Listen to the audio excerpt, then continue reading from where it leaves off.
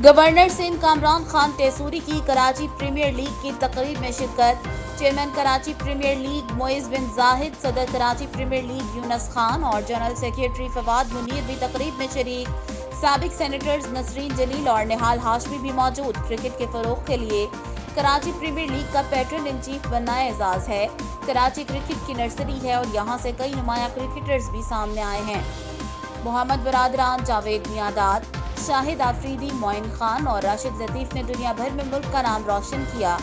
Governor Sindh Karachi premier league जैसी सरगर्मियों से शहर का मस्बत तासुर उजागर होगा।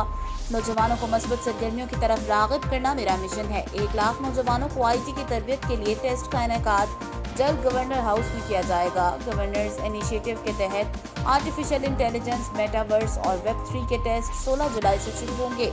गवर्नर सिंध कोर्सेज की तकमील के बाद नौजवान 15 से 20 लाख माहाना कमाने के काबिल हो जाएंगे। मुल्क को हम सब की जितनी ज़रूरत है पहले भी नहीं थी।